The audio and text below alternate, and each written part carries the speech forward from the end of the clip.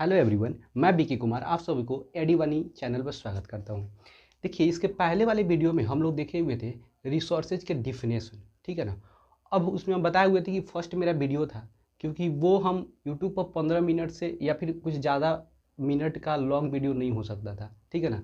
बहुत प्रॉब्लम भी होता था, मतलब हुआ था हमको, क्योंकि फर्स्ट वीडियो था, ठीक है ना।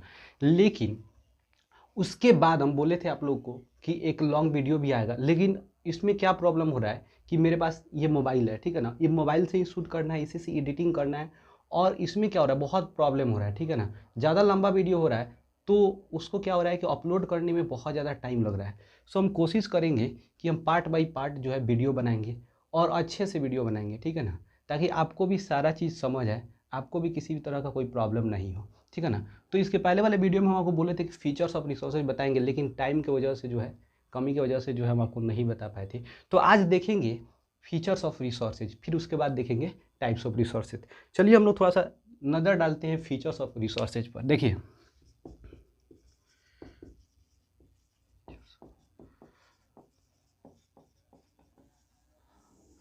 फीचर्स ऑफ रिसोर्सेज की जब हम बात करते हैं तो रिसोर्सेज का जो है फीचर्स वो कुछ इस तरह है।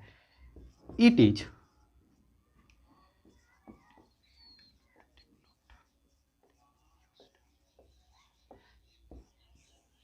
ये क्या होता है, डेवलप्ड एंड यूज्ड होता है, ठीक है ना। कोई भी रिसोर्स होगा वो देखिएगा पूर्ण तरह से जो वो टोटली कम्प्लीटली जो होता है कम्प्लीटली डेवलप्ड होता है, यानी बना बनाया होता है, ठीक है ना। और वो किसी न किसी के द्वारा यूज किया गया होता है।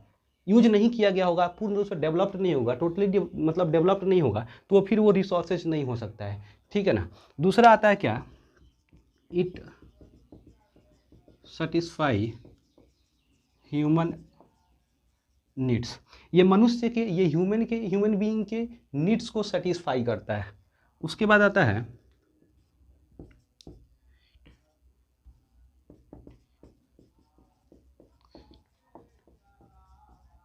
It is access to human. Access का मतलब होता है आसानी से उपलब्ध हो जाना, बात समझे कि नहीं।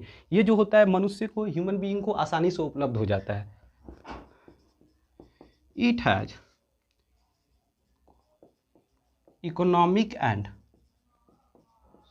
Social values. कहने का मतलब यहाँ क्या है कि कोई भी रिसोर्सेज देखिएगा उसका कोई ना कोई मॉनेटरी वैल्यू होगा। मॉनेटरी वैल्यू जब होगा मतलब इकोनॉमिक वैल्यू। सोशल वैल्यू का मतलब क्या होता है, जो हमारे सोशल के बेटरमेंट के लिए क्या करे, हमारे सोसाइटी के वेलफेयर के लिए हो, ठीक है ना, उसका सोशल वैल्यूज होगा। बात समझे कि नहीं। तो कोई भी रिसोर्सेज होगा उसका इकोनॉमिक एंड सोशल वैल्यूज भी होता है। तो ये रहा आपका जो है 4 फीचर्स रिसोर्सेज का। बात समझे कि नहीं। आई होप आप समझ भी गए होंगे, और बहुत ही अच्छी ढंग से भी हम रिसोर्सेज क्या होता है ये फर्स्ट वाले वीडियो में बनाए हुए थे। उसमें गाइज क्या हुआ था कि वीडियो का क्वालिटी थोड़ा सा पुअर हो गया था। हम बार बार बता रहे थे कि ये मोबाइल से बहुत प्रॉब्लम हो रहा है, ज़्यादा लंबा वीडियो हो जा रहा है तो 2-2 GB 3-3 GB का हो जा रहा है, ठीक है ना, हाई क्वालिटी में। और उसको डाउनलोड होने में हमको लग रहा है कि 7 घंटा 8 घंटा लग रहा है, बात समझे कि नहीं। तो बहुत प्रॉब्लम हो रहा है, ठीक है ना। इसलिए हम कोशिश कर रहे हैं कि बहुत ही छोटा वीडियो बनाएं, और इसीलिए हम पहले क्या कर रहे हैं कि बोर्ड पे क्या कर रहे हैं, पहले लिख ले रहे हैं, ताकि लिखते समय जो है काफ़ी और उसको क्या हो रहा है कि ना एडिटिंग करते समय बहुत प्रॉब्लम हो रहा है, इसीलिए हम पहले बोर्ड पे लिख ले रहे हैं टोटल को, ठीक है ना। उसके बाद जो है हम आपको एक एक करके समझा दे रहे हैं, ठीक है ना। तो आइए हम थोड़ा सा टाइप्स ऑफ रिसोर्सेज पर ध्यान देते हैं। रिसोर्सेज का जो क्लासिफिकेशन है खूब आराम से समझिएगा, ठीक है ना। अगर आपको किसी भी तरह का कोई भी प्रॉब्लम होता है, ठीक है ना, तो आप कमेंट सेक्शन में ज़रूर बताइएगा। देखिए आपको क्या प्रॉब्लम है, किस तरह का प्रॉब्लम है, कौन सा क्वेरी है, हमको पता नहीं है। आप जब तक कमेंट नहीं करेंगे, जब तक कुछ नहीं, देखो आज यार बहुत दर्द है, मतलब ये बहुत प्रॉब्लम है, तबीयत भी ठीक नहीं है, फिर भी हम पढ़ा रहे हैं तुम लोग को। देखो टाइप्स ऑफ रिसोर्सेज जो है 2 तरह से, अर्थात इसको रिसोर्सेज को क्लासीफाई किया गया 2 तरह से। एक जनरली क्लासीफाई कर दिया गया, एक डिफरेंट बेस पे उसको क्लासीफाई किया गया। जैसे जनरली बेस पे कैसे डिवाइड किया गया, इसको 3 भाग में डिवाइड कर दिया गया। एक को हम लोग बोलते हैं नेचुरल, जो नेचुरली एक्वायर होगा, बात समझे कि नहीं, मतलब जो नेचुरली क्रिएट होगा। लाइक आपको जितना भी देखें living thing, non living thing में जैसे कि मान लीजिए आपको वाटर, सॉयल, उसके बाद आप मिनरल्स, ये सभी के सभी नेचुरल रिसोर्सेज हो जाएगा, ठीक है ना, क्योंकि इसके फॉर्मेशन में ह्यूमन बीइंग का कोई रोल नहीं होता है, ठीक है ना, इसीलिए इसको नेचुरल रिसोर्स कहेंगे, क्योंकि ये नेचुरली फॉर्म होता है। बस समझे कि नहीं। दूसरा क्या होता है आपको मैन मेड। मैनमेड क्या होता है, जब मनुष्य, जब ह्यूमन बीइंग क्या करता है, अपने टेक्नोलॉजी और अपने स्किल के माध्यम से इस नेचुरल रिसोर्सेज का as a raw material use करके, बात समझे कि नहीं, यूज करके जब कोई अन्य एसेंशियल गुड्स का निर्माण करता है, उसको जब हम फॉर्म करता है, बात समझे कि नहीं, तो उसे ही हम कहेंगे मैनमेड या फिर आर्टिफिशियल रिसोर्सेज। बात समझे कि नहीं, मतलब कि कोई ह्यूमन बीइंग अपने टेक्निक, स्किल और टेक्नोलॉजी के माध्यम से इस नेचुरल रिसोर्सेज से, बात समझे कि नहीं, नेचुरल रिसोर्सेज को as a raw material acquire करके, बात समझे कि नहीं, उसको अन्य एसेंशियल गुड्स बनाएगा, उसे हम कहेंगे मैनमेड रिसोर्सेज। आई होप कि समझ आ गया होगा। इसमें जैसे देखिए चेयर, रोड, बिल्डिंग, एरोप्लेन, देखिए ये सारा का सारा चीज़ क्या है, मैनमेड है, लेकिन इसमें जितना भी चीज़ देखिएगा वो सभी का सभी नेचुरल रिसोर्सेज है। बात समझे कि नहीं, इनडायरेक्टली डायरेक्टली नेचुरल रिसोर्सेज को as a raw material use करके इसका फॉर्मेशन किया गया है। बात समझे कि नहीं, इसीलिए इसको कहेंगे हम लोग मैनमेड रिसोर्सेज। अब आता है क्या, ह्यूमन एज ए रिसोर्स।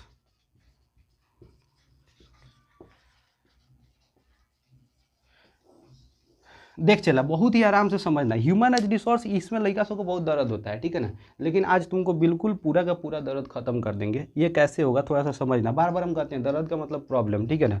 तो ये जो है ह्यूमन एज ए रिसोर्स, मतलब ह्यूमन जो है एक रिसोर्स है।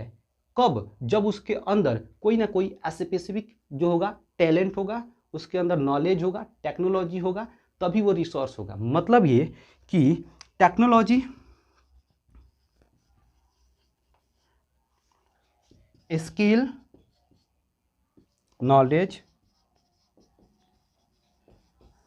these all are make human as a resource. ये जितना भी चीज़ है ये मनुष्य को, ये ह्यूमन बीइंग को एज अ रिसोर्स फॉर्म करता है। बात समझे कि नहीं, इसका बहुत बड़ा रोल होता है। बात समझे कि नहीं, ह्यूमन एज अ रिसोर्स मतलब ह्यूमन रिसोर्स को डेवलप करने में, ठीक है ना। तो ह्यूमन रिसोर्स को डेवलप कैसे किया जा सकता है, इसको हम लोग थोड़ा सा एक शॉर्ट पेज में समझेंगे कि ह्यूमन एज अ रिसोर्स अर्थात ह्यूमन रिसोर्सेज को कैसे डेवलप बनाया जा सकता है। देखो इसका जो है किसी भी राष्ट्र के, किसी भी नेशन के डेवलपमेंट, उसके इकोनॉमी को बूस्ट करने तथा ह्यूमन डेवलपमेंट में इस ह्यूमन रिसोर्स का सबसे बड़ा रोल होता है। बात समझे कि नहीं, अगर ये नहीं होगा, चलो खूब आराम से समझना, अगर ये नहीं होगा तो कुछ भी नहीं हो सकता है। वो देश पीछे हो जाएगा, उसका इकोनॉमी पीछे हो जाएगा, पूरे के पूरे उसकी सिविलाइजेशन, सोशल, इकोनॉमिक सब चीज़ उसका क्या हो जाएगा, बैकवर्ड हो जाएगा, उसका पिछड़ा हो जाएगा। बात समझे कि नहीं, एक एग्जाम्पल से समझ लो। चला जैसे देख लो, एक जापान देख लो, ये जापान का जो है कैपिटल कहाँ पे है, चला टोक्यो में है, ठीक है ना। और एक इंडिया देख लो, इंडिया के तो सब जानता ही है, इसको बताने की ज़रूरत नहीं है, जापान का भी जानता होगा, लेकिन जो नहीं जानता होगा उसको, ठीक है ना। तो ये जापान कहाँ पड़ता है, एशिया कॉन्टिनेंट में पड़ता है, ठीक है ना। और दुनिया का सबसे बड़ा कॉन्टिनेंट एशिया है, ठीक है ना। अब इसको समझो, ये जापान क्या है, एक बहुत ही छोटा कंट्री है। बस समझे कि नहीं, आपको मैप में दिख रहा होगा, ठीक है ना। ये बहुत ही छोटा कंट्री है, यहाँ पर हमेशा भूकंप आते रहता है, और यहाँ पर नेचुरल रिसोर्सेज का बहुत ज़्यादा स्कार्सिटी है। फिर भी देखो आज इंडिया से कितना ज़्यादा डेवलप्ड है, इंडिया से बहुत डेवलप्ड है। वहाँ पर भूकंप आएगा, वहाँ का इंफ्रास्ट्रक्चर पूरे के पूरी तबाह होगा, और 10 दिन, 5 दिन, 4 दिन के अंदर में पूरे के पूरे इंफ्रास्ट्रक्चर फिर से वो बूस्ट कर लेगा। क्या है, वहाँ के लोगों के अंदर की काबिलियत है। लोगों के अंदर के काबिलियत को ही हम कहेंगे नेचुरल ह्यूमन रिसोर्सेज। तो जब लोग के अंदर काबिलियत होगा, जब लोग के अंदर टेक्नोलॉजी होगा, स्किल होगा, नॉलेज होगा, तो क्या करेगा, अपने देश, अपने सोसाइटी के लिए वो बेटर काम करेगा। बस समझिए कि नहीं, और अच्छा से काम करेगा। इससे क्या होगा, देश की उन्नति होगी, देश का डेवलपमेंट होगा। तो समझो कि ह्यूमन एज अ रिसोर्स ये बहुत इंपॉर्टेंट है। It is an unique resource in our universe. Human, पहले भी वीडियो में हमने बोला हुआ था कि ह्यूमन जो है पूरे यूनिवर्स का सबसे इम्पॉर्टेंट जो है पार्ट है। बस हम लिख रहे हैं, इसीलिए इसको टाइप्स ऑफ रिसोर्सेज में नेचुरल रिसोर्स के अंडर में नहीं रखा है। ई है तो ई है, न तो ससुरा इसका कोनो माई बाप कोनो इसका मीनिंग नहीं है, ये मीनिंगलेस है। ये है तो इसका यूज करता है, नहीं है यूज नहीं करेगा। जब यूज नहीं करेगा तो ससुरा रिसोर्सेज नहीं होगा। रिसोर्स कहाँ से होगा? आप अफ्रीकन कंट्री में हम बताए थे ना, अफ्रीकन कंट्री में कितनी नदियाँ जो हैं उसका पानी जो है जा करके ओशियन में मिल जाता है, लेकिन उनके पास टेक्नोलॉजी नहीं है, उनके पास पैसा नहीं है, तो क्या होता है कि वो फ्री में जाता है, वो ओशियन में बह जाता है, उसका कोई यूज है, तो रिसोर्स कहाँ हुआ? आई होप चला समझ आ गया होगा। अब हम समझते हैं कि ह्यूमन रिसोर्स को डेवलप करने का फैक्टर। तो देख चला,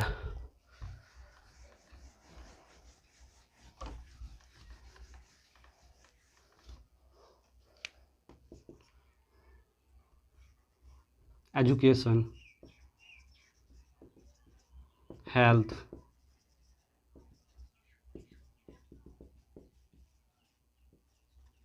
एक्सपेरिमेंट,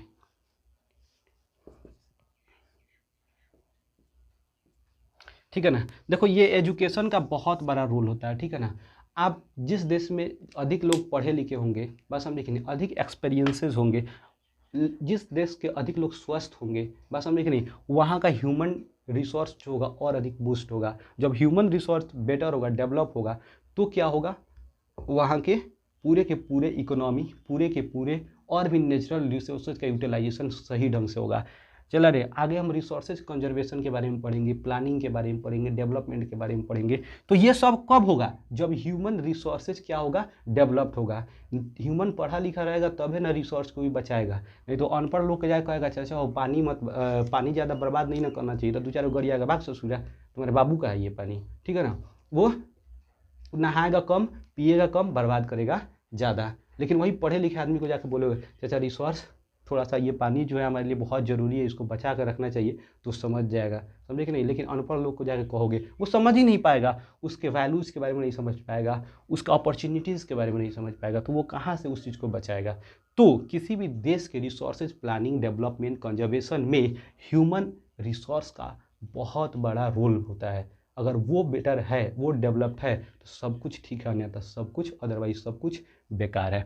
तो आई होप आपको ये समझ आया होगा, बस समझे कि नहीं। अब आगे हम देखते हैं डिफरेंट बेस पर रिसोर्सेज को कैसे डिवाइड किया गया है। चला, इस वीडियो को थोड़ा सा हम कट कर देंगे क्योंकि बहुत लंबा टाइम लग जाएगा पूरा को लिखने में।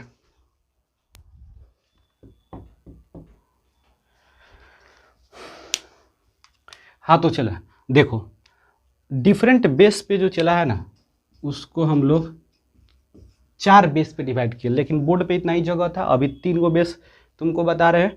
फिर इसके बाद हम चौथा base on the basis of status of development बताएंगे, या उसी को कहते हैं स्टेजेज ऑफ डेवलपमेंट। देख चला, on the basis of origin. देखो ओरिजिन एक ऐसा टर्म है, बिल्कुल चला आराम से, ठीक है ना, कोई हड़बड़ी नहीं है। On the basis of origin, जब ओरिजिन एक ऐसा टर्म है, जब आता है तो अपने दिमाग में क्या होता है कि एक नेचुरल जो होता है वाइब्स आता है, एक नेचुरल थोड़ा सा थिंकिंग आता है, बस समझे कि नहीं। तो जितने भी नेचुरली क्रिएटेड होगा, जितने भी नेचुरली अक्वायर होगा, उसे कहेंगे हम लोग on the basis of origin. Like उसको हम लोग क्या किस में रखेंगे, ओरिजिन के बेस पे रखेंगे। जैसे देखो उसमें से 2 तरह का होगा, कुछ ऐसे नेचुरली अक्वायर होगा जो नॉन लिविंग होगा, तो जो नॉन लिविंग होगा उसी को कहेंगे हम लोग चला NLT। NLT का मतलब नॉन लिविंग थिंग। जैसे तुमको देख लो वाटर, ठीक है ना, सॉयल, मिनरल्स, ठीक है ना, ये सभी के सभी नॉन लिविंग इन्वायरमेंट से क्या होता है, डेराइव्ड होता है। दूसरा देखो लिविंग थिंग, जैसे तुम लोग देख लो फ्लोरा। फ्लोरा के अंदर में चला जितना भी प्लांट्स होगा वो आ जाएगा। फौना, फौना के अंदर में चला जितना भी तुम्हारा एनिमल होगा वो सभी के सभी आ जाएगा। तो समझ रहे हो ना, the resources which is derived from living environment, ठीक है ना, या biospheres, that is non as biotic resources, ठीक है ना। बायोटिक रिसोर्सेज जिसमें जान पाया जाता है, जैसे फ्लोरा, जितने भी अंदर प्लांट्स वगैरह, जितने भी फॉरेस्ट वगैरह आ जाएगा फ्लोरा ग्रुप। उसके बाद फौना, फौना के अंतर्गत मान लो ये शॉर्टकट दोनों बताएं, जैसे तुम्हारा जितने भी विल्ड लाइफ हो गया, ह्यूमन बीइंग हो गया, ये सभी के सभी आ जाएगा इसमें, ठीक है ना। एनिमल्स हो गया, वो सभी के सभी किस में आ जाएगा, इसमें।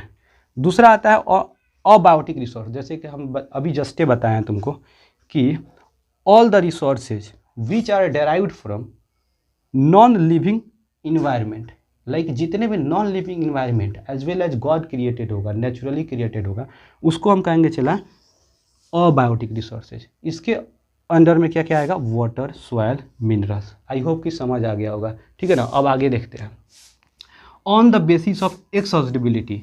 एक्सहॉस्टिबिलिटी का मतलब क्या होता है कि वैसा रिसोर्सेज जिसका स्टॉक क्या होता है, कि कुछ ऐसे हैं रिसोर्सेज जिसका स्टॉक क्या लिमिटेड है, कुछ ऐसे रिसोर्सेज है जिसका स्टॉक अनलिमिटेड है।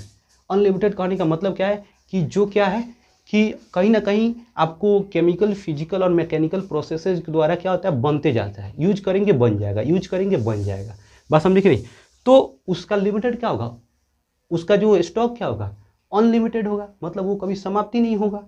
तो इस बेस पर क्या किया गया, इसको हिंदी में समाप्यता, मतलब समाप्त होने के आधार पर कुछ ऐसे रिसोर्स थे जो एक बार बन चुके हैं, जो मिलियन वर्ष पहले बन चुके हैं, ठीक है ना, और अब वो दोबारा बनने में मिलियन वर्ष लगेगा, ठीक है ना, तो उसका तो हम उसका एक्सपेक्ट करना ही छोड़ देंगे।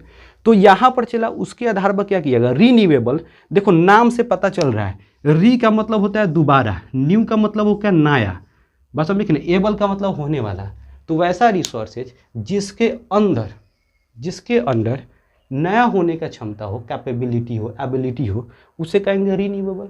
The resources which is renewed in a particular time of period, in a short time of period by the chemical, physical, mechanical processes, बस हम लिख रही, उसे कहेंगे रीन्यूएबल रिसोर्सेज। चलो समझ आ गया होगा।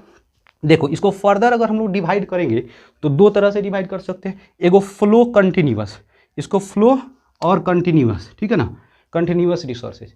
जैसे मान लो कि यहाँ पर रीन्यूएबल रिसोर्सेज में देखोगे फ्लो और कंटिन्यूअस में, जैसे तुमको मान लो यहाँ पर हम लोग बात करेंगे सोलर एनर्जी, सोलर, वाटर, ठीक है ना, ये अच्छा से थोड़ा सा समझ आना, सोलर मतलब समझ जाना यार, ठीक है ना, सोलर, वाटर। देखो ये क्या होता है, ये कभी समाप्त नहीं होने वाला है, बात समझे कि नहीं। ये क्या होगा, ये इधर यूज करोगे तुरंत बन जाएगा, अर्थात ये हमेशा फ्लो होते रहते हैं, बात समझे कि नहीं। हमारे इन्वायरमेंट में बायोलॉजिकल जो होता है रिसोर्सेज, बायोलॉजिकल क्या होगा कि वैसा रिसोर्सेज जो कि बन जाएगा लेकिन किसी न किसी बायोलॉजिकल प्रोसेस के द्वारा बनेगा, बात समझे कि नहीं। जैसे कि तुम मान लो वाइल्ड लाइफ,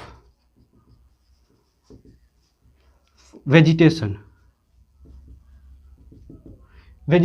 ये सब जितना भी फॉरेस्ट वगैरह होगा, वाइल्ड लाइफ होगा, ये कभी समाप्त होगा, ये कभी समाप्त नहीं होने वाला है। लेकिन इसको बनने में कहीं ना कहीं बायोलॉजिकल प्रोसेस इन्वॉल्व होता है, बस समझ नहीं। जैसे देख लो कोई एनिमल्स है, क्या होगा, मरेगा, फिर उसका बच्चा होगा, तो ये क्या, इस तरह के जो भी जो प्रोसेस होगा उसको हम लोग बायोलॉजिकल प्रोसेस कहेंगे। वेजिटेशन है, काट देते हैं फिर उसको लगा देंगे, फिर से वो या फिर अपने से ग्रो कर जाएगा, बात समझे कि नहीं, उसे बायोलॉजिकल प्रोसेस कहेंगे।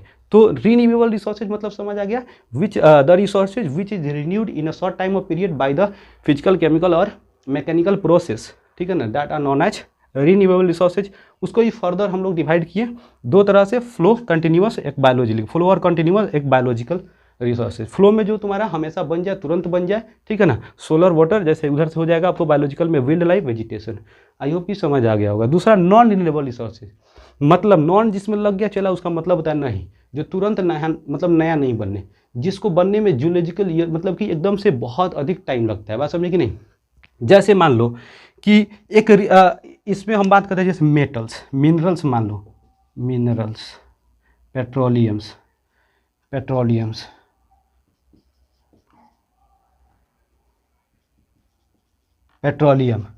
ठीक है ना। दूसरा कोल्स, ठीक है ना। उसके बाद मिनरल्स, देख लो यहाँ मिनरल्स लिख देते हैं, मिनरल्स, ठीक है ना। फॉसिल फ्यूल्स, ठीक है ना। ये सारा का सारा क्या होगा, नॉन रिन्यूएबल रिसोर्स में आएगा। लेकिन चला रे, इसमें भी हम लोग दो तरह के रिसोर्स देखे। एक ऐसा रिसोर्सेज था जिसको यूज करने के बाद फिर से यूज में लाया जा सकता था, रिसाइकलेबल, फिर से रिसाइकल किया जा सकता था। जैसे देख लो मिनरल्स में तुम देखो, मिनरल्स में जैसे तुम हम मिनरल्स में जैसे एलिमेंट्स वगैरह हो गया, जैसे मान लो कि मेटल्स हो गया, ठीक है ना, उसको मेटल्स को क्या करोगे, दोबारा से फिर से यूज किया जा सकता है, बात समझे कि नहीं। उसके बाद एक नॉन रिसाइकलेबल, मतलब जो कि रिसाइकल फिर से नहीं हो सकता है, जैसे पेट्रोलियम, ठीक है ना, फॉसिल फ्यूल्स, इसको फिर से दोबारा से यूज नहीं किया जा सकता। जैसे पेट्रोल ही देख लो, गाड़ी में डालते हैं, जल गया खत्म हो गया, कोयला एक बार जल गया खत्म हो गया, दोबारा नहीं मिल पाएगा, ठीक है ना, रिसाइकल नहीं हो पाएगा। तो आई होप इसको भी तुम लोग समझ गए होगे। नॉन रिन्यूएबल रिसोर्सेज का मतलब the resources which is not renewed in a short time of period, बात समझ के नहीं, is non as non renewable resources. उसको फर्दर दो भाग में, रिसाइकलेबल लाइक मेटल हो गया, ठीक है ना, इसको हम फिर से बना फिर से उसको यूज में ला सकते हैं। नॉन रिसाइकलेबल जैसे कोल, फॉसिल फ्यूल्स, ठीक है ना, ये सब जो होगा तुम्हारा, पेट्रोलियम, ये सब जो होगा तुम्हारा नॉन रिसाइकलेबल, मतलब दोबारा से यूज नहीं किया जा सकता है। आई होप कि ये भी समझ आ गया होगा। नेक्स्ट हम लोग बात करते हैं on the basis of ownership, ठीक है ना। चला, इसको मिटा दे रहा था ताकि तुमको यहाँ पर दिक्कत नहीं होगा। लिख लेना यार पीछे करके, अगर जो नहीं लिखा होगा वीडियो पॉज कर देना, लिख देना। नोट्स बनाना, नोट्स नहीं बनाओगे यार फिर समझ जाना कि कोई फ़ायदा नहीं है पढ़ने से। बाबू को धोखा दे रहा है सब।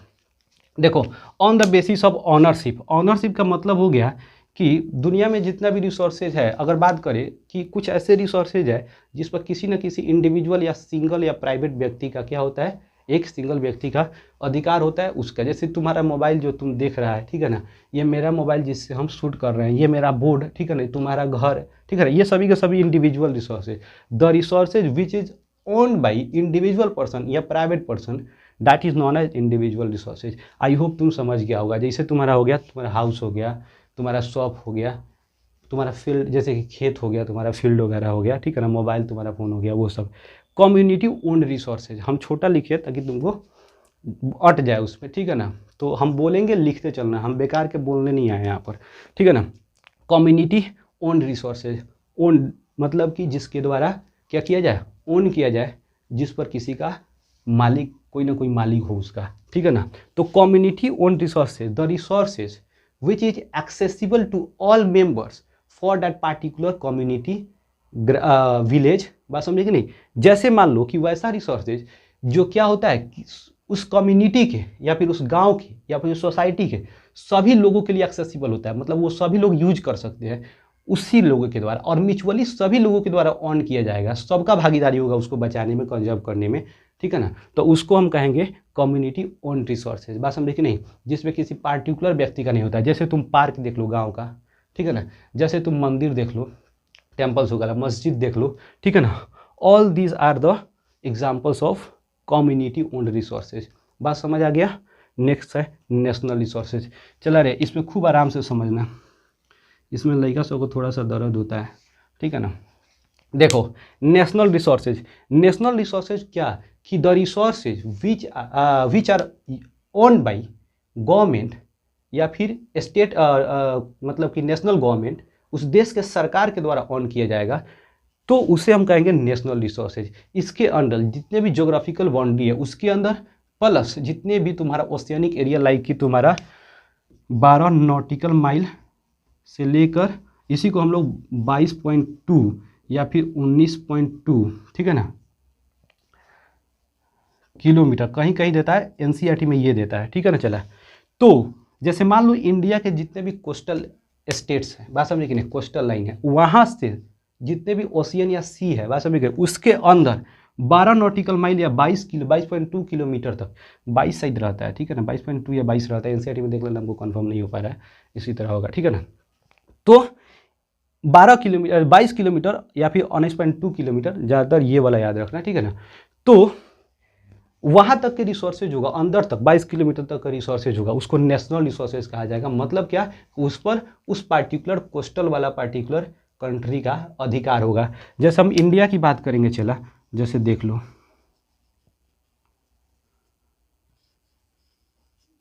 ठीक है ना, ये देख लो, चला रे, खूब आराम से देखो, नीचे क्या है, इंडियन ओशियन है, इंडियन ओशियन है, ठीक है ना, ठीक है ना। इधर देखो अरेबियन सी है, इधर देखो पैसिफिक सी है, Pacific, sorry bay of Bengal bay of Bengal में आप थोड़ा सा यहाँ पर ध्यान दो, ये सी और ये ओशियन, ये जो है बे ऑफ बंगाल इंडियन ओशियन में पड़ता है, अरेबियन सी भी इंडियन ओशियन में पड़ता है। ओशियन और सी में बहुत अंतर है, ठीक है ना। इसके लिए टाइम नहीं है कि हम तुमको यहाँ पर बता दें, क्योंकि वीडियो फिर लंबा हो जाएगा, जो काम का चीज़ है वो छूट जाएगा। अगर तुमको दोनों में अंतर चाहिए, ठीक है ना, तो वो तुमको हम नेक्स्ट वीडियो में अगर चाहोगे तो कमेंट करना, बता देंगे, ठीक है ना। और याद रखना हमेशा, अरेबियन सी और बे ऑफ बंगाल इंडियन ओशियन का पार्ट है, ठीक है ना। और ओशियन जो होता है और सी में, दोनों में बहुत अंतर होता है, ठीक है ना।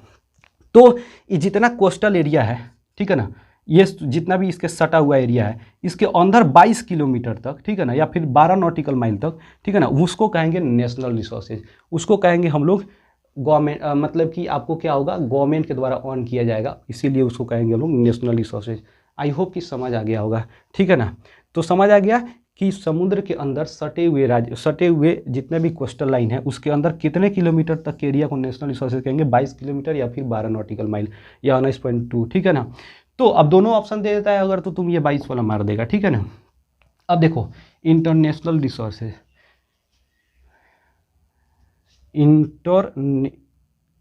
इंटरनेशनल रिसोर्सेज क्या करे चला, बहुत दर्द है। देखो इंटरनेशनल रिसोर्सेज कहने का मतलब कि क्या होता है, देखो एक वर्ड आता है ओपन सी, बात समझे कि नहीं, समझोगे ओपन सी क्या होता है। जैसे हम बात करेंगे ओपन सी और ओशियन, समझ गया ना। नेशनल नहीं समझा होगा तो वीडियो पीछे करके देख लेना। देखिए इंटरनेशनल रिसोर्सेज, देखो इंटरनेशनल रिसोर्सेज उसको कहा जाएगा तो the resources which are on by international organisation like UN, बात समझे कि नहीं। एक इंटरनेशनल ऑर्गेनाइजेशन है उसके द्वारा क्या होगा, उसके कंट्रोल में होगा, उससे कहेंगे हम लोग क्या, इंटरनेशनल रिसोर्सेज। जैसे देखो एक वर्ड यूज किया जाता है ओपन सी या ओशियन, ये क्या है, देखो किसी भी देश के कोस्टल एरिया से, बात समझे कि नहीं, 200 किलोमीटर तक के क्षेत्र को, एरिया को एक्सक्लूसिव इकोनॉमिक जोन कहा जाता है, जिसको EEZ कहते हैं, ठीक है ना। एक्सक्लूसिव इकोनॉमिक जोन कहा जाता है किसी भी एरिया के, बस किसी भी कंट्री के कोस्टल एरिया से अंदर तक ओशियन या सी में 200 किलोमीटर तक के एरिया को एक्सक्लूसिव इकोनॉमिक जोन, मतलब कि उस देश का अधिकार मोस्टली होता है, उस पर वो क्या कर सकता है, अपना अधिकार चला सकता है, बात समझे कि नहीं। लेकिन नेविगेशन के लिए छूट होता है, और पीसफुल नेविगेशन, बात समझना है, पीसफुल नेविगेशन के लिए वो क्या होता है, छूट होता है, कोई भी कंट्री उसको यूज कर सकता है इस एक्सक्लूसिव इकोनॉमिक जोन को।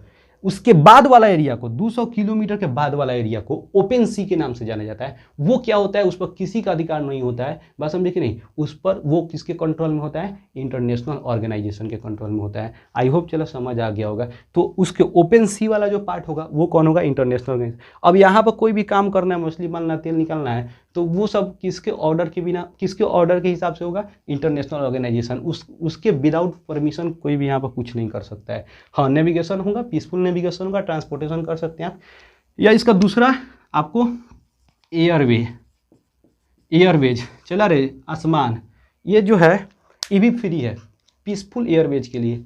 आप आराम से, कोई आतंकवादी, कोई क्रिमिनल गतिविधि एक्टिविटीज़ नहीं करेंगे, आप आराम से जा सकते हैं, आ सकते हैं, ठीक है ना। उसको हम लोग एयर जो वेज होगा उसको हम लोग क्या कहेंगे, इंटरनेशनल ऑर्गेनाइजेशन। समझ आ गया ना। इसका दो एग्जाम्पल, ओपन सी वाला पार्ट और एयर वेज, ठीक है ना। अब ऐसा नहीं है कि कौन आएगा वहाँ से बम गिरा के चल जाएगा, ठीक है ना। तो उसके लिए उस पर बहुत बड़ा जुर्माना भी लगाया जा सकता है, सैंक्शन वगैरह लगाया जा सकता है, ठीक है ना। तो आई होप कि इंटरनेशनल रिसोर्सेज भी समझ गए होगे। तबीयत ख़राब है यार, बात समझे कि नहीं, फिर भी हम पढ़ा रहे हैं यार। तुम लोग वीडियो को शेयर भी नहीं कर रहे हो चलो कोई बात नहीं है, अच्छे से पढ़ो, बस यही मेरा सबसे बड़ा एम है, ऑब्जेक्टिव है इसका, ठीक है ना। देखो लॉकडाउन भी लग गया हुआ है, ठीक है ना। हर गार्जियन का मतलब ये होता है, सब गार्जियन को देखो ना, पैसा कहाँ कहाँ से व्यवस्था करके स्कूल में आपका एडमिशन कराएं, फिर भी स्कूल बंद हो गया। तो आप गाइस अगर मिल रहा है कुछ अपॉर्चुनिटी आपके सामने है तो उसका लाभ उठाइए, उसका प्रॉफिट लीजिए, ठीक है ना। फ़ायदा में, बेकार में बैठे रहिए, उससे कोई फ़ायदा नहीं है, बात समझे कि नहीं। जैसे देखिए अब तो ये 3 गो बेस पे आप समझ गए, ठीक है ना। एक तो यहाँ पर मिटा दिए हुए हैं, on the basis of origin, on the basis of accessibility, on the basis of ownership. चौथा बेस हम लोग देखेंगे on the basis of status of development. चौथा बेस हम लोग का जो था on the basis of stages of development, या इसी कहेंगे स्टेटस ऑफ डेवलपमेंट। देखो इसको भी 4 भाग में डिवाइड किया गया, potential resources, develop resources, stock resources और रिजर्व रिसोर्सेज। चला रे आराम से समझेगा तो बहुत मजा आएगा, लेकिन इसमें लड़का सबको बहुत दर्द होता है, ठीक है ना। समझ नहीं आता, हमेशा कन्फ्यूजन ससुरे रहता है सब, बस समझे कि नहीं। यहाँ पर देखो करे potential resources, developed resources, stock resources और रिजर्व रिसोर्सेज, बस समझे कि नहीं। देखिए ये पोटेंशियल रिसोर्सेज क्या होता है, कहने का मतलब क्या है कि वैसा resources, the resources which are potential to satisfy human needs and they are found in a region, बात समझे कि नहीं, इन अबंडेंस क्वांटिटी, जो कि किसी न किसी रीजन में बहुत ही अधिक मात्रा में पाया जाता है, उसके अंदर पोटेंशियल भी है, लेकिन हमारे पास कुछ न कुछ टेक्नोलॉजिकल कमी, बात समझे कि नहीं, डेवलप्ड नहीं हो पाने की वजह से उसको हम यूज नहीं कर पा रहे होते हैं, उसे ही हम कहेंगे पोटेंशियल रिसोर्सेज। बात समझे कि नहीं। जैसे तुम देखोगे राजस्थान जैसे कि राजस्थान हो गया तुम्हारा, गुजरात हो जाएगा, ये दोनों एरिया में देखोगे कि सोलर एनर्जी और विंड एनर्जी का बहुत ज़्यादा संभावना है, बस समझे कि नहीं, क्रिएट करने का। लेकिन हमारे पास एप्रोप्रिएट टेक्नोलॉजी पूर्ण रूप से कम्प्लीटली क्या है, डेवलप नहीं हो पाया कि हम आज इसका यूज नहीं कर पा रहे हैं। खूब आराम से चला, बिल्कुल तुमको घबराना नहीं है, ठीक है ना, सब दर्द खत्म होगा तुम्हारा इसमें। पोटेंशियल रिसोर्सेज वैसा रिसोर्सेज जो किसी न किसी पार्टिकुलर रीजन में पाया जाता है, the resources which are found in a particular region, बस समझे कि नहीं, इन एविडेंस क्वांटिटी, अधिक मात्रा में पाया जाता है, ठीक है ना। उसके अंदर पोटेंशियल भी होता है किसी भी नीड्स को, हमारे नीड्स को सेटिस्फाई करने के लिए, बस समझे कि नहीं। लेकिन उसको क्या है, हम तत्काल में एट प्रेजेंट यूज नहीं कर पा रहे हैं due to the some lacking of technology, बस समझे कि नहीं, अप्रोप्रिएट टेक्नोलॉजी, उसे कहेंगे हम लोग पोटेंशियल रिसोर्सेज, ठीक है ना। ये सारा का नोट्स तुमको चला हमारे टेलीग्राम चैनल पर हो जाएगा, जो टेलीग्राम ग्रुप जो है उसका नाम होगा चला एडुवानी फैमिली, जानते हैं सब चेला के पास टेलीग्राम ऐप होगा, नहीं होगा तो जा करके तुम डाउनलोड कर लेना, ठीक है ना। अब देखो डेवलप्ड रिसोर्सेज कहने का मतलब वैसा रिसोर्सेज, बात समझे कि नहीं, जो क्या हो चुका है, डेवलप्ड हो चुका है, बात समझे कि नहीं, जो सर्वेड हो चुका है, जिसको खोजा जा चुका है, and they have been used, बात समझे कि नहीं, इन अ प्रेजेंट टाइम, जो उसका प्रेजेंट जो है उसका क्वालिटी एंड क्वांटिटी के का भी उसका हम लोग पता लगा चुके हैं, बात समझे कि नहीं, और उसको प्रेजेंट एट प्रेजेंट यूज भी कर रहे हैं लोग, उसे कहेंगे हम लोग डेवलप्ड रिसोर्सेज। जैसे तुम देख लोगे छत्तीसगढ़ देख लो, मध्य प्रदेश देख लो, झारखंड देख लो, यहाँ सब क्या है, कोयला का पूरा भंडार है, मिनरल्स का भंडार है, वहाँ से हम क्या कर रहे हैं, यूज कर रहे हैं, तो दैट आर नॉन एज क्या, डेवलप्ड रिसोर्सेज, बात समझे कि नहीं। छत्तीसगढ़ जो है चला वो मध्य प्रदेश से अलग हुआ है, और ये मध्य प्रदेश जो है भारत के मध्य में है, मिडिल में है, इसीलिए उसको मध्य प्रदेश कहते हैं। 2000 ईस्वी में अलग हुआ। झारखंड जो है बिहार से 2000 ईस्वी में अलग हुआ था, ठीक है ना। और जब झारखंड अलग हुआ तो पूरा का पूरा जो मिनरल रिसोर्सेज का जो स्टॉक था वो सभी का सभी झारखंड में चला गया, बात समझ आया चला। तो उसके बाद जैसे होगा कोलार गोल्ड फील्ड हो जाएगा, कोलार गोल्ड फील्ड जिसे हम KGF कहते हैं चला, ठीक है ना। ये कहाँ पे, कर्नाटक में पाया जाता है, ठीक है ना। ये KGF मूवी भी आया हुआ था, तुम लोग जानते हो, ठीक है ना। उसमें एक डायलॉग भी मारता है, तुम्हें क्या चाहिए रे, कहता है दुनिया। तो चला हम लोग को भी दुनिया चाहिए, लेकिन उस तरीका से नहीं, ठीक है ना, पढ़ लिख करके, बस समझे कि नहीं। तो ये KGF वगैरह भी हो जाएगा। उसके बाद स्टॉक रिसोर्सेज कहने का मतलब क्या है कि स्टॉक रिसोर्सेज कि वैसा रिसोर्सेज, बस समझे कि the resources which is found in a particular area, बस समझे कि नहीं, but we have not appropriate technology to find them, बात समझे कि नहीं। मतलब क्या कि वैसा रिसोर्सेज जो किसी न किसी जगह पर स्टॉक है और उसको हमें प्राप्त करने के लिए, फाइंड आउट करने के लिए टेक्नोलॉजी है ही नहीं, बात समझे कि नहीं। तो हम क्या करेंगे, आने वाले समय में जब ऐसा होगा, टेक्नोलॉजी होगा तो उसको यूज करेंगे, नहीं तो इसी तरह पड़ा हुआ है, उसे कहेंगे हम लोग स्टॉक रिसोर्सेज। जैसे अगर हम इंडिया की बात करें तो कहा जाता है जैसे हाइड्रोजन, जैसे तुम वाटर देख लो, ठीक है ना। तो वाटर हाइड्रोजन और ऑक्सीजन का क्या है, कंपोनेंट, एक तरफ से आपको कंपोनेंट है, बस समझे कि नहीं। और हाइड्रोजन जो है एक तरह से रिच एनर्जी, मतलब एनर्जीएबल जो होगा आपको एलिमेंट से, बस समझे कि नहीं। तो आप वहाँ से क्या कर सकते हैं, एनर्जी ले सकते हैं, तो जनरेट कर सकते हैं। बट हमारे पास क्या है कि हमारे पास एप्रोप्रिएट टेक्नोलॉजी नहीं है। उसके बाद आता है रिजर्व रिसोर्सेज। ये रिजर्व रिसोर्सेज क्या होता है चला, देखो ये भी एक तरह के स्टॉक रिसोर्सेज का ही पार्ट होता है, लेकिन चला इसको फाइंड आउट करने के लिए हमारे पास टेक्नोलॉजी होता ही नहीं है, लेकिन इसका टेक्नोलॉजी भी अवेलेबल है, बस समझे कि नहीं। इसको हम जानते भी है कि हाउ टू यूज इट, बस समझे कि हम लोग जानते हैं कि कैसे इसको यूज किया जा सकता है, लेकिन एट प्रेजेंट टाइम हमको क्या करता है, इसको यूज नहीं कर पा रहे होते हैं। क्यों, क्योंकि इसको हम इमरजेंसी केस में, मान लो कहीं पर नहीं मिल रहा है, तो हम उसके बाद इसको यूज कर सकते हैं, बात समझे कि नहीं। जैसे हम तुमको अभी बता देंगे, जैसे तुम देखना अमेरिका, USA के जितना भी कोस्टल स्टेट्स हैं, बात समझे कि नहीं, जितना भी समुद्र के किनारे, ओशियन के किनारे जितना भी बसा हुआ उसका स्टेट्स है, वो पूरी की पूरी जो है नेचुरल रिसोर्सेज लाइक पेट्रोलियम और मिनरल से भरा हुआ है। फिर भी वो क्या करता है, गल्फ कंट्री से लेता है पूरे के पूरे पेट्रोलियम, पूरे के पूरे क्रूडायल। बस समझे कि नहीं। ये गल्फ कंट्री 7 देशों का एक समूह होता है, ठीक है ना, जिसमें Bahrain, Iraq, Oman, Kuwait, Qatar, Saudi Arabia और यूएई आता है। बात समझे कि नहीं। सबसे बड़ा सऊदी अरेबिया, सबसे छोटा बहरीन है। बात समझे कि नहीं। ये जो है सबसे अधिक जो है सऊदी अरेबिया और इराक से ये तेल क्रूड ऑयल वगैरह लेता है। बात समझे कि नहीं। जब वहाँ से यूएसए को मिलना बंद हो जाएगा तो वो इन फ्यूचर क्या कर सकता है, उसको यूज कर सकता है। बात समझ आ गया कि नहीं आ गया।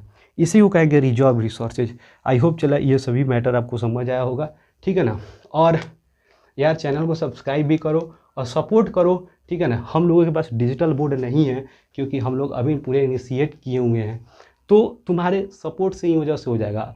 हम लोग आगे बढ़ेंगे, डेवलप करेंगे और रिसोर्सेज हमारे पास आएगा तो और हम लोग अपने सर्विसेज को ईजियर प्रोवाइड करेंगे। बात समझे कि नहीं। रिसोर्सेज की कमी होगी, तुमको पता है, तो किसी भी तरह का सर्विसेज प्रोवाइड करना जो होता है ईजी नहीं होता है और थोड़ा सा डिफ़िकल्ट होता है। रिसोर्सेज पढ़ भी रहे हो यार, समझ भी रहे होगे, ठीक है ना।